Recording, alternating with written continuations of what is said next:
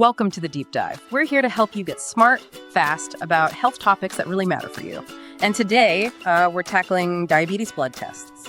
Our guide for this is the Essential Guide to Diabetes Blood Tests in Bury St Edmunds, which we found over on the Blood Tests UK website. Gives us a nice local angle. Exactly. And our mission really is to break these tests down, make them easy to grasp.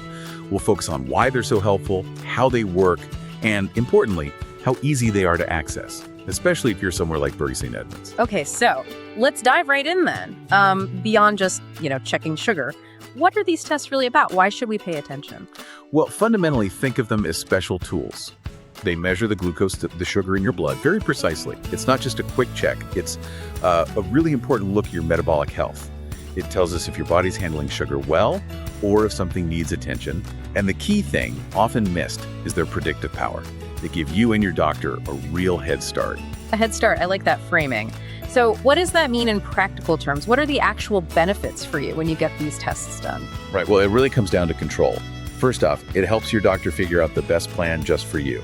Knowing your numbers means they can tailor advice. Secondly, it's about catching things early.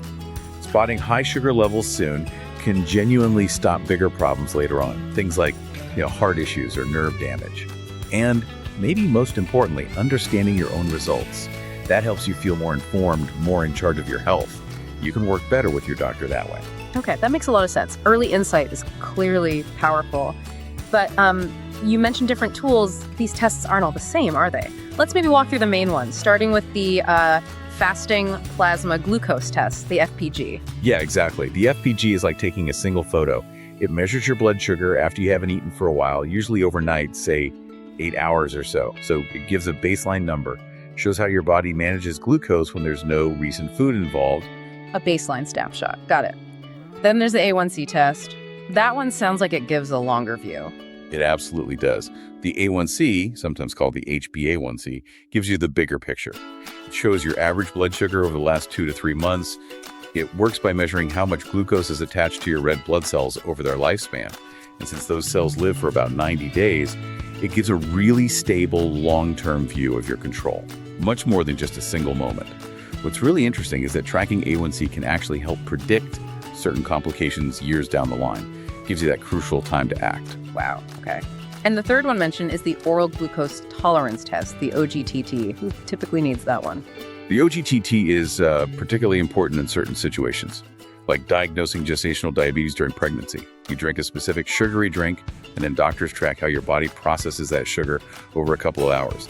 It checks how efficiently your body handles the glucose load. It can pick up issues other tests might miss. And bringing it back to the local angle from our guide, getting these tests done, especially in a place like Bury St Edmunds, sounds quite straightforward. Absolutely. The guide really highlights this. Whether it's the main hospital, your local GP practice, or even some community pharmacies offering services access is generally good.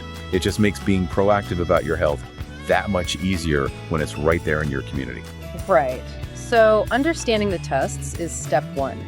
But what about how often someone should get tested? What's the best rhythm for real health benefits? Well, it does vary depending on individual circumstances, of course, but regularity is definitely key. For someone already diagnosed with diabetes, for instance, an A1C test every 3 to 6 months is often recommended. It helps track how well things are being managed. For people maybe at higher risk but not diagnosed, an annual check might be sensible.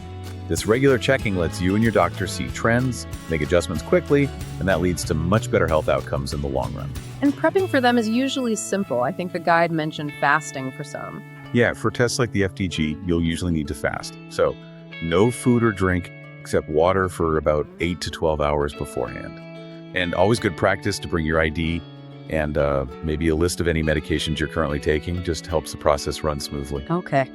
And just zooming out for a second, it's worth remembering the lifestyle connection too, isn't it? Oh, absolutely. You can't forget that. Things like eating well, staying active, getting enough sleep, they all have a huge impact on your blood sugar levels and your test results.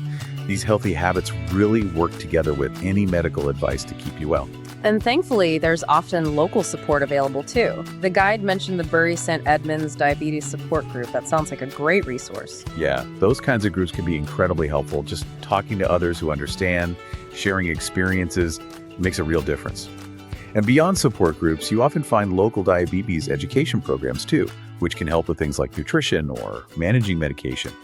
Sometimes there's even help available with the cost of testing through local health services or charities. It's worth looking into. So it seems like knowing about these tests, understanding why regular checks matter, and tapping into those local resources, like the ones in Bury St Edmunds, can really empower you on your health journey. It really can. Which leads to perhaps a final thought for you to consider. Building on what we've talked about today, what's one small practical step you could take this week? Maybe to learn a bit more about your own health, or perhaps connect with some of that local support we mentioned.